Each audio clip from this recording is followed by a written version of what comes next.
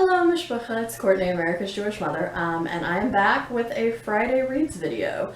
I finished 3 books this week. I'm currently reading 3 books, so let's just jump right in, and I'm just going to go ahead and warn you that the ratings are going to get progressively lower as we go. So, the first book I finished this week was Eddie S. Glaude's Begin Again, James Baldwin's America and Its Urgent Lessons for Our Own, and I really liked this. I ended up giving it 4 stars overall. I found it a very compelling read. I learned a lot about Baldwin's life that I did not know before, and basically Glaude sort of traces the evolution of Baldwin's thought from around the publication of The Fire Next Time in 1963 through the late 70s, and he does go up to Baldwin's death, but mainly he traces from The Fire Next Time through the late 70s. And then at the end of every, so it goes basically chronologically. And then at the end of every chapter, Glaude includes a section where he kind of relates whatever Baldwin was thinking about and where Baldwin's thought process was at that particular period in time to the situation in which we currently find ourselves living in Trump's America. So I really liked this. I have said before, the one thing I didn't like about it was that it is very overtly admiring of James Baldwin, and I feel like because Glaude is an academic and I also am an academic, I felt like he should have approached this with a sort of more objective perspective, and I realized that you're not going to be able to approach anything totally objectively if you're writing about someone's life, but I just kind of wish there was less overt fanboying over James Baldwin and references to him as Jimmy throughout the book, etc., etc. The other complaint that I had about this before, which was that he wasn't citing his sources, was rectified for me by the end because Glaude does include, and I think it's an author's note. Yeah, an author's note at the end of the book where he goes pretty in depth to the various sources that he used to compile this. Basically, he kind of goes chapter by chapter, and it's not as formal as a breakdown of on page 63 I cited this source, but he at least does tell you basically chapter for chapter what were the main sources of information that he relied on, so I appreciated that. And like I said, I found it a compelling and very timely read, so I would highly recommend it if you are interested in learning more about the life of James Baldwin, or if you, ever since the 2016 election, have kind of had this reaction of where do we go from here. So 4 stars, really liked this one. The next book that I finished this week was Ruth Calderon's A Bride for One Night, Talmud Tales. And basically this, how can I explain this book? So it is kind of Talmudic in structure itself. So that is, it starts off with an actual passage of text from the Talmud, just like if you were reading an actual page of Talmud, it would start with a passage of text from the Torah, and then, go into sort of commentaries and various opinions on it. So this starts with an actual story from the Talmud. And then Calderon gives a form of midrash, or explanation, and kind of more analysis on the story itself. And then at the end, she gives reflections and commentary. And those were often footnoted, or endnoted rather, and there were references to other sources where you can kind of even learn more information about those particular stories from the Talmud. So I liked that. This book didn't quite do what I thought it was going to do, which is not Calderon's fault, but I kind of went into this with the expectation that she was going to be telling me like actual short stories, or writing actual short stories based on these passages from the Talmud, but that's not really what she does. So I think that it works as, like I said, a form of midrash, but it doesn't really work as actual short stories. But I did enjoy this overall. She covers 17 stories from the Talmud, and it's a pretty short volume, so I got through it fairly quickly. In fact, I'm pretty sure I don't even think I had started this the last time I did a Friday Reads video, so I've read it like literally within the span of a week. But I did want to read you my favorite of the stories, which is the last one in the volume, called Yishmael, My Son, Bless Me. So this is the story from the Talmud that this volume starts off with. Rabbi Yishmael ben Elisha said, "Once I entered into the Holy of Holies to burn incense in the innermost sanctum." I'm just going to pause there and say that that reference means that this high priest has gone into the temple when the temple was still standing to give an offering on Yom Kippur, which is the holiest day of the Jewish year. "And I saw God sitting on a high and lofty throne of compassion. He said to me, 'Yishmael, my son, bless me.' I said to him, 'Master of the universe, may it be your will that your mercy conquer your anger, that your mercy overcome your sterner attributes, that you behave toward your children with the attribute of mercy, and that for their sake you go beyond the boundary of judgment.' And God nodded to me. What does this come to teach us? It teaches us never to underestimate the blessing offered by an ordinary person." So I really liked that one. It was probably my favorite out of the collection, but I did enjoy a lot of the Talmud stories in here, and this actually sort of piqued my interest to read more stories from the Talmud, so I think I'm gonna look into getting at least one other book that does something similar to what Calderon does here in an extended format. But I did like this overall, and I ended up giving it 3 stars. I would recommend it really only if you have an interest in Talmud and or commentary and interpretation on it. But, you know, again, if you go into this, don't expect actual short stories, because that's not what she's doing here. So I gave this 3 stars. And then the last book that I finished this week was Louise Erdrich's The Plague of Doves. So Lindsey and I finally finished our buddy read of this book. So I have to say, this is definitely not my favorite of Erdrich's books that I've read so far, unfortunately. And I ended up giving this 2.5 stars, which I feel very disappointed about, because I really love tracks, and I quite liked Love Medicine, so I was hoping that I would also like this one, but it just didn't work for me.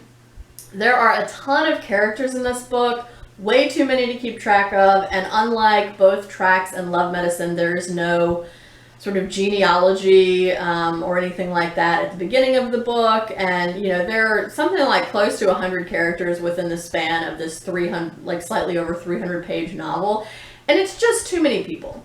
So that's number 1.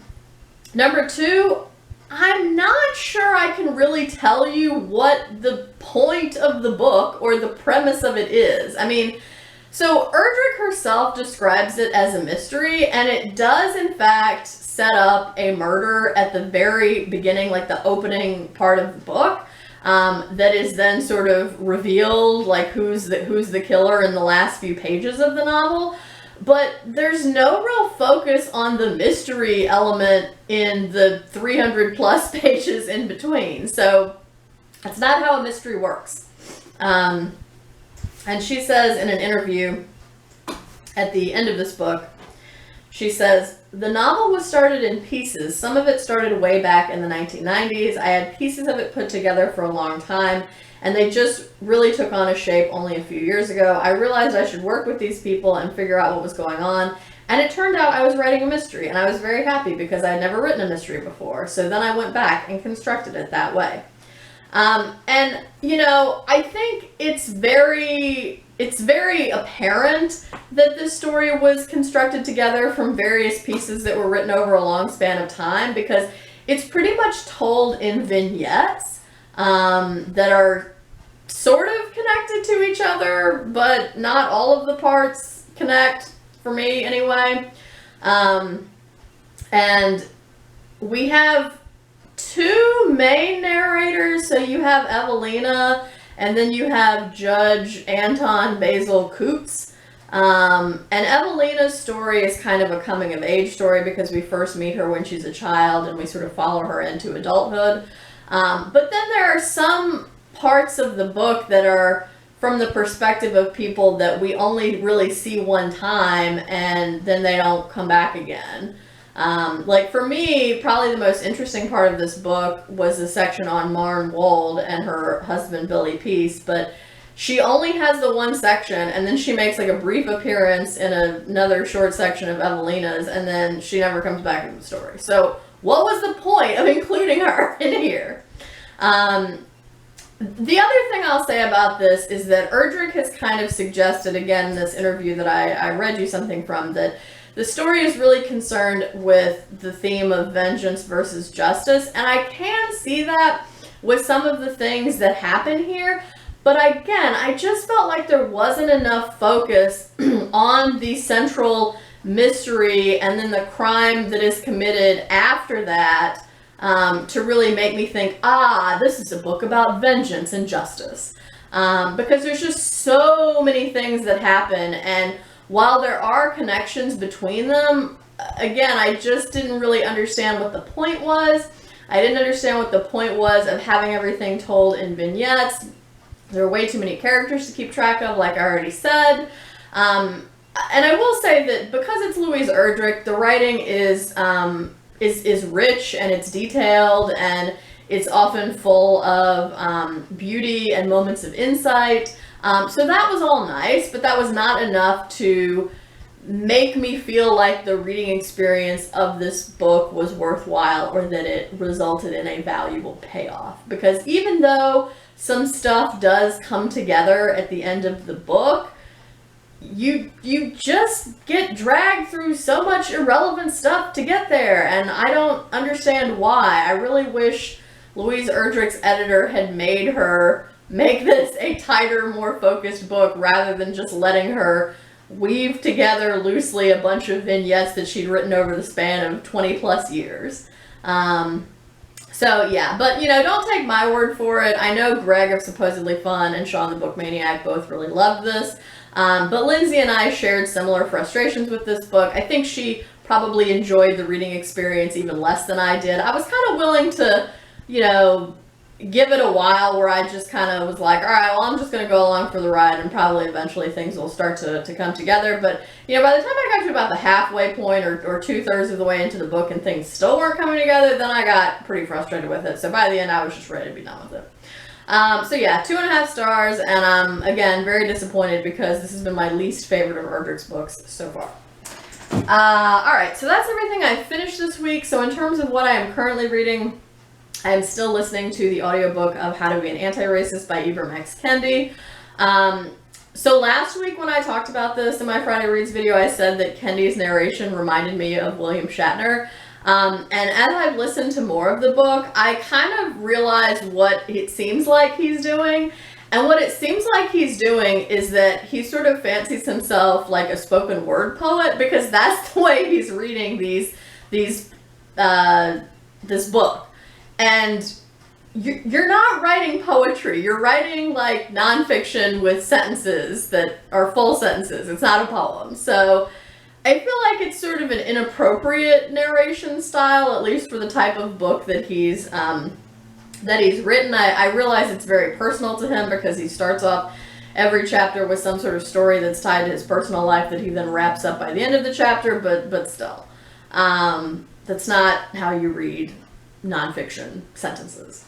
And now he's sort of doing this thing. He sort of stopped doing the spoken word thing, and in the last few chapters I've listened to, he's now doing this thing where he'll read, a sentence or two like you would normally read like a nonfiction sentence, and then he'll read it as if he's really frustrated and mad. And I kind of get why he's doing that, but again, just the sort of back and forth is very jarring when you're listening to this on audiobook. So I am about 60% of the way through that, so I'm sure I will finish it within the next few days. In fact, I have to finish it within the next few days because the audiobook's due back at the library by the 27th. So we'll for sure finish it up by then.